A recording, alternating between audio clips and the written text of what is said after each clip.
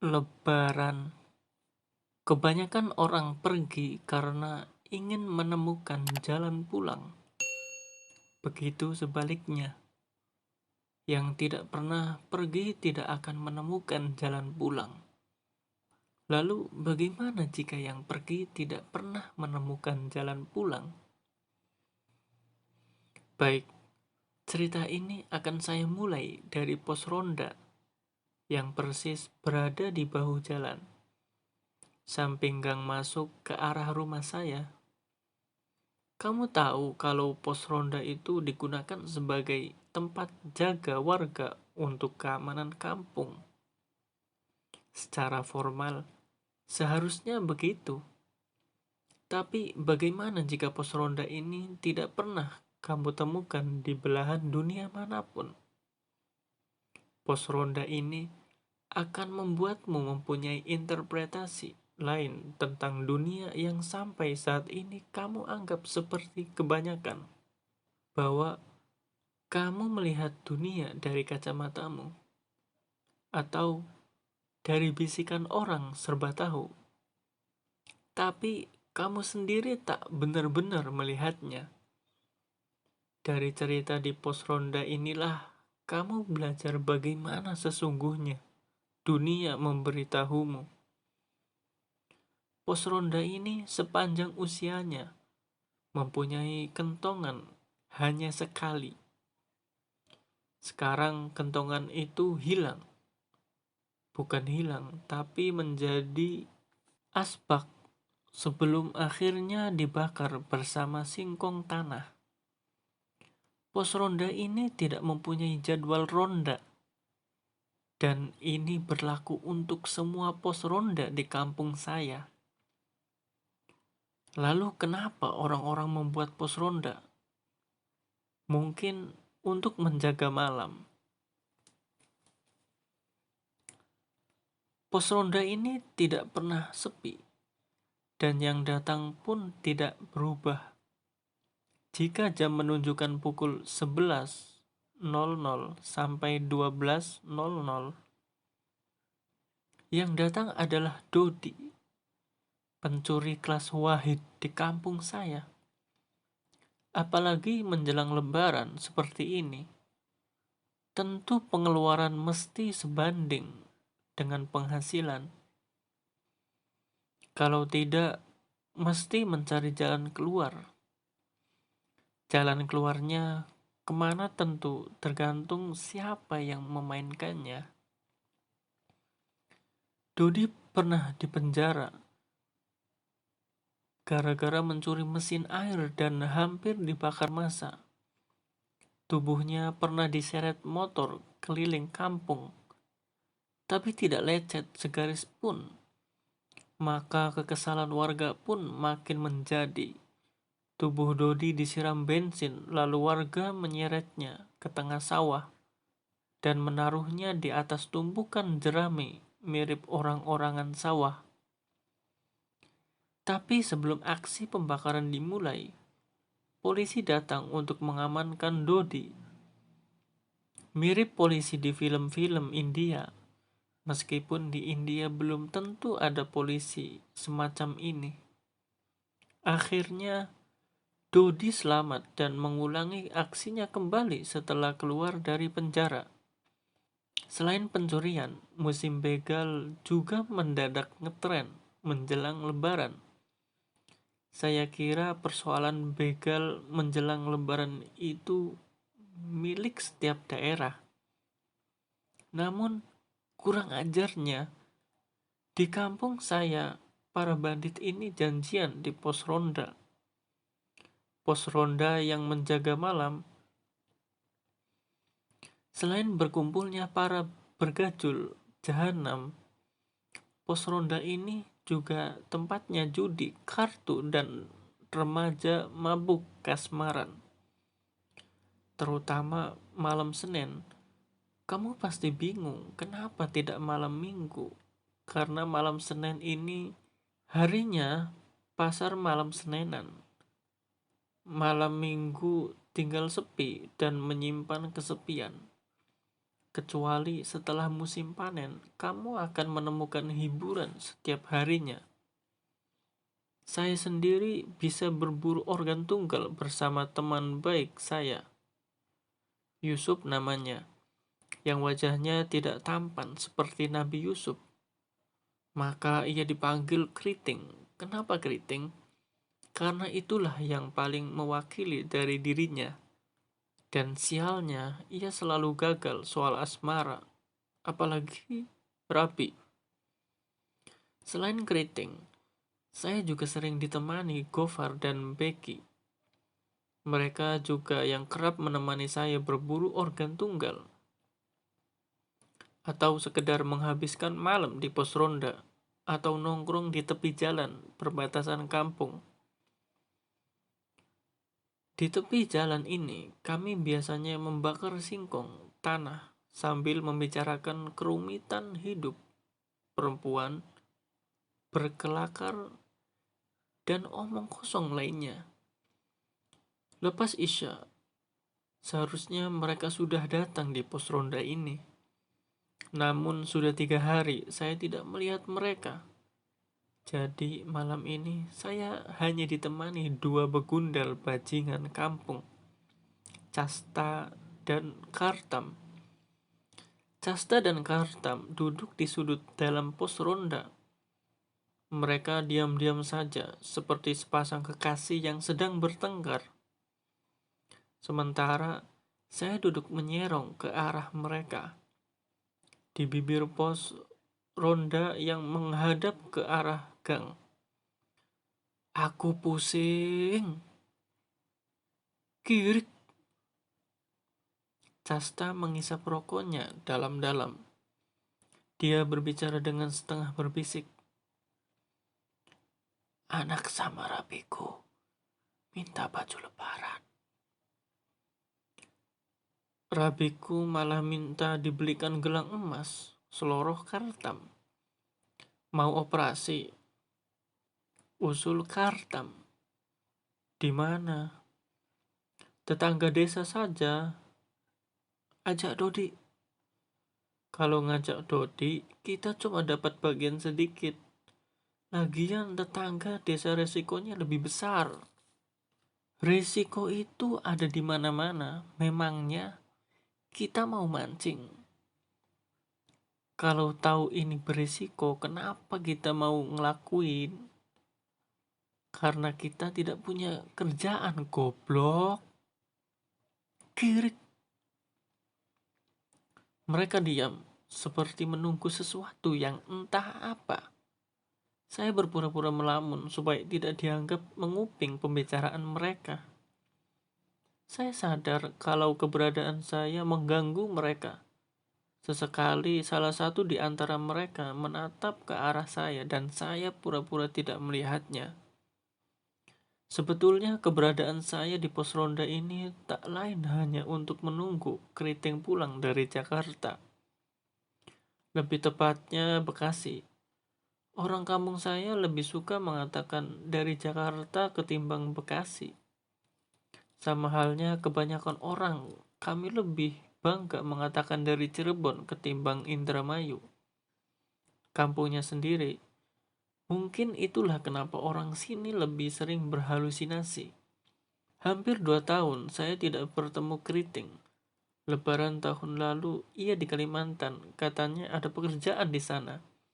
Saya tidak tahu persisnya. Sebelum berangkat ke Bekasi, ia sempat pulang selama beberapa minggu. Namun sayangnya, saya tidak bisa bertemu dengannya karena masih kuliah di Jogja. Saya mempunyai kesempatan pulang jika liburan semester dan lebaran saja. Jadi bagi saya, lebaran adalah momen terpenting yang paling ditunggu untuk berkumpul bersama keluarga dan bertemu teman-teman lama. Malam makin larut, tak ada lagi orang datang. Artinya, hanya kami bertiga di pos ronda reot ini. Kalau aku kaya, tidak mungkin aku bersama kalian di sini. Kirik. Gerutu Casta. Kemudian ia memandang ke arah saya.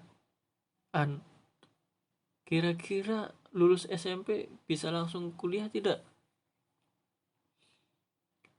Dia sengaja bertanya ngawur. Bisa kalau orang tuamu yang punya universitas. Jawab saya sekenanya. Enak ya jadi orang kaya. Suaranya luruh seperti layangan putus. Wajahnya mendongak ke atas sambil menyemburkan asap rokok dari mulutnya. Dari arah barat, sebuah truk berwarna coklat dengan tarup terpal biru di atasnya mendekat ke arah kami, kemudian berhenti persis di depan pos ronda. Pasti ini dia, kata saya. Casta beranjak dari duduknya dan melongok keluar dari pos ronda. Bukan, ujar Casta kembali melemas. Siapa? Pemulung yang pulang dari Jakarta. Pemulung?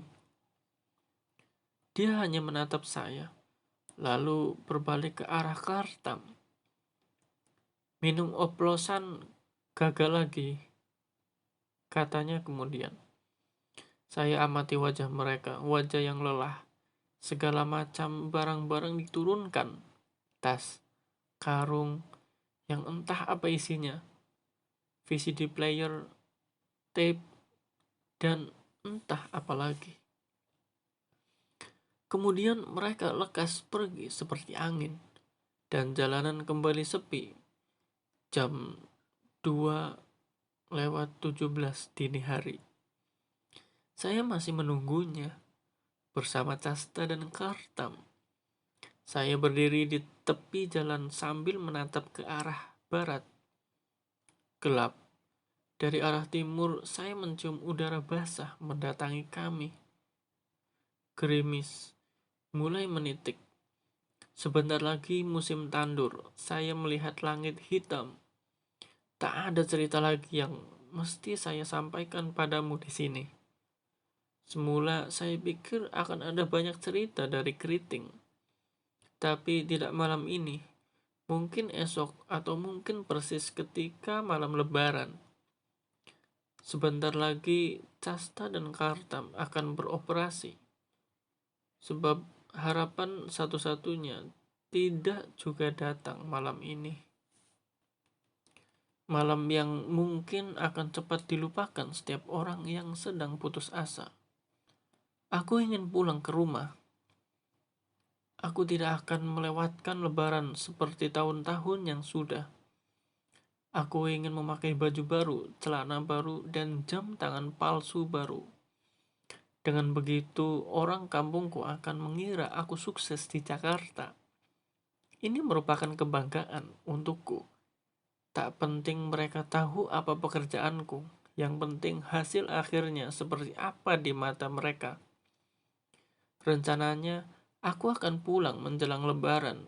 Aku ingin mencari tambahan uang dari sampah-sampah ini. Sampah kiriman dari Jakarta. Sampah yang selama ini menghidupiku dan menambal keputusasaanku.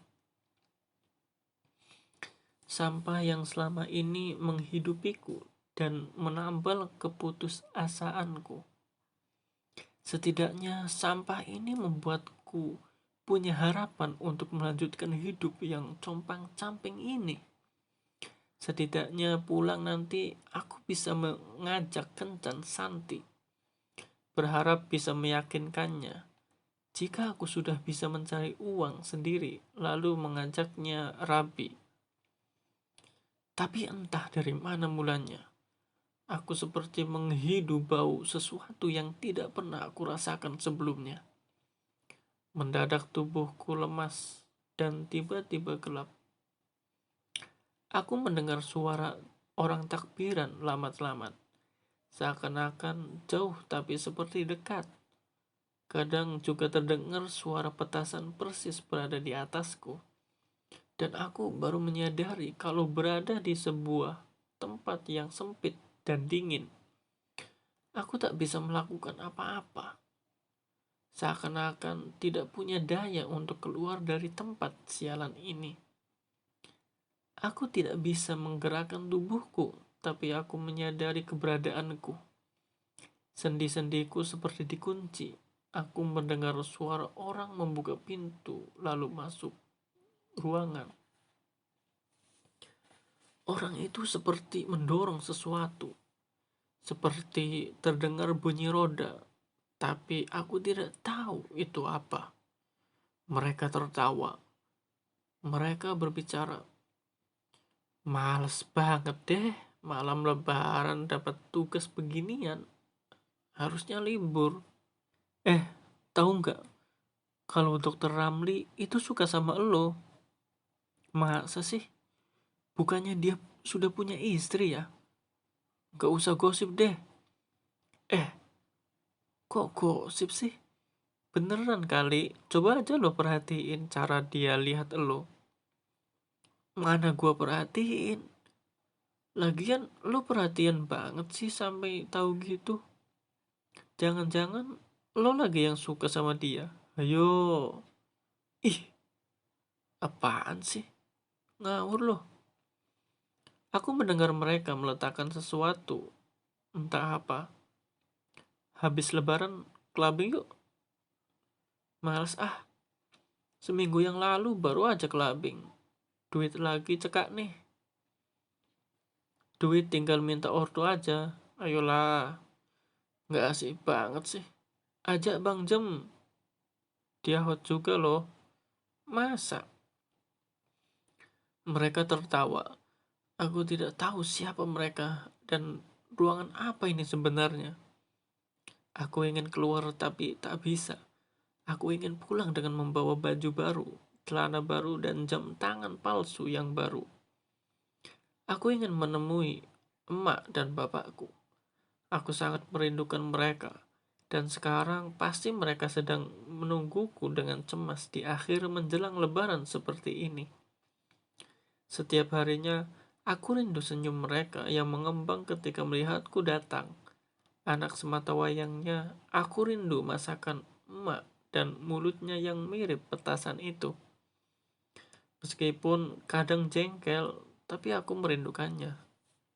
Aku ingin dibuatkan kopi panas sama emakku dan menghabiskan malam bersama bapakku. Seperti biasa, ia akan bercerita mengenai dukun mana saja yang bisa membantu melepaskanku dari masa lajang. Lantas, ia akan menyuruhku untuk tirakat dan membaca mantra pengasihan.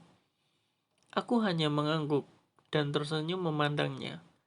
Setelah itu, ia akan menceritakan masa mudanya yang gemilang dan banyak digandrungi perempuan, termasuk salah satunya emakku.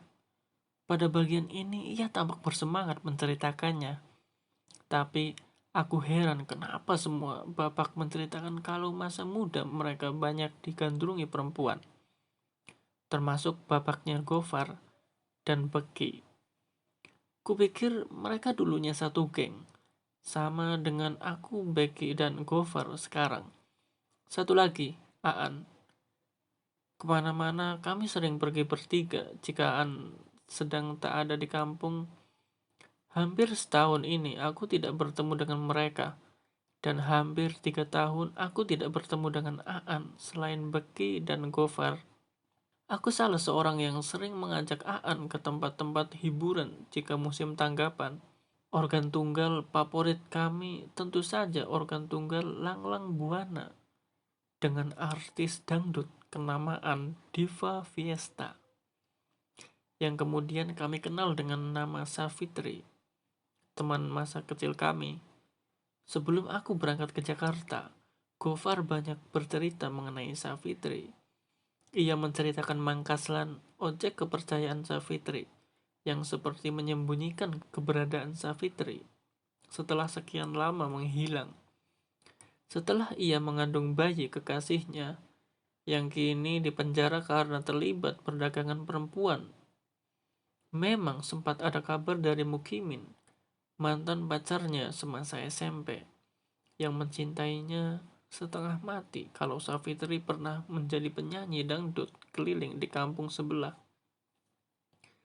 Tapi kabar itu cepat menguap setelah Mukimin mengalami kecelakaan dan ia mengatakan kalau yang ditemuinya bukanlah Savitri. melainkan Sapitri. Ia mengatakan itu dengan raut muka yang putus asa, dan ia seperti menyesali hidupnya yang payah. Begitulah kami, pecinta dangdut diva Fiesta, tahu bagaimana nasib sang idola menemui pangkalnya justru pada saat banyak orang membicarakannya. Tapi sang diva kini menghilang seperti kentut meninggalkan bau tak sedap. Para penggemar kelimpungan, apalagi yang sempat keserimpet hatinya, dan hanya Mang Kaslanlah yang diduga tahu keberadaan Savitri. Ketika aku berangkat ke Jakarta, aku sempatkan mampir terlebih dulu ke rumah Mang Kaslan yang ada di Argolis. Tapi ia tidak banyak bercerita mengenai Savitri. Akhirnya aku pamit padanya dan ia mengantarkanku sampai patrol. Ia tersenyum kepadaku ketika bis Luragung berhenti tepat di depanku. Hari itu pertemuan terakhirku dengan Mang Kaslan. Kenapa tiba-tiba aku jadi teringat semuanya? Semua kenangan seolah datang menemuiku. Kenapa aku begitu takut jika aku tak bisa lagi bertemu dengan mereka? Tiba-tiba aku takut gelap. Aku takut sendirian dan kesepian. Aku ingin pulang. Aku ingin menemui mereka dengan memakai baju baru, celana baru, dan jam tangan palsu yang baru. Tapi sekarang aku tidak bisa berbuat apa-apa. Di tempat yang gelap seperti ini, di dalam ruangan sedingin dan sesempit ini, aku kembali mendengar mereka berbicara dan tidak tahu apa saja yang mereka lakukan. Mayat nomor 11 sudah teridentifikasi. Gak tahu, kayaknya belum tuh. Calon kadaver nih. Cowok apa cewek sih?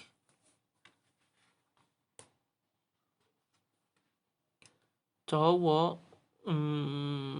Besar kali ya itunya. Mereka tertawa. Aku tidak tahu apa yang mereka maksudkan. Kemudian aku mendengar suara sepatu mereka yang semakin menjauh. Aku mendengar suara pintu ditutup, lalu kembali sepi. Aku ingin segera pulang dan mengajak Kencan Santi mentraktirnya makan ikan laut di tepi pantai Eretan. Aku ingin mengatakan kalau aku mencintainya. Sudah lama aku menunggu momen ini sejak pertemuanku dengannya di pasar Senenan. Malam sebelum aku berangkat ke Jakarta, kupikir bapakku akan senang dengan kabar ini. Ia tidak perlu khawatir lagi denganku meskipun sebenarnya aku masih ingin mendengar nasihat dan cerita-ceritanya. Sudah lama aku tidak jatuh cinta kepada seseorang dan memang aku tidak mudah mencintai seseorang. Tapi barangkali ini lebih baik sebab semakin sering jatuh cinta semakin banyak juga yang menolakku. Aku hanya punya dua pilihan dalam soal asmara selama hidupku. Kalau tidak ditolak, ia menyukai temanku sendiri. Kalau tidak Gofar, ya Aan. Tentu ini mengurangi risiko patah hati. Tetapi ketika bertemu dengan Santi, aku mempunyai keyakinan lebih kalau ia menyukaiku. Dari caranya tersenyum dan memandangku, bisa dipastikan ia menyukaiku. Ia bukanlah perempuan yang diidolakan banyak orang. Tapi aku suka dengan senyumnya yang manis dan bokongnya yang besar. Pada momen lebaran kali ini, aku ingin melamarnya dan mengajaknya rabi. Aku ingin mengenal orang tuanya dan mengenalkannya pada orang tuaku. Aku ingin mengenal orang tuanya dan mengenalkannya pada orang tuaku. Aku ingin lebaran bersama orang tuaku, bersama Santi dan teman-temanku di kampung halaman.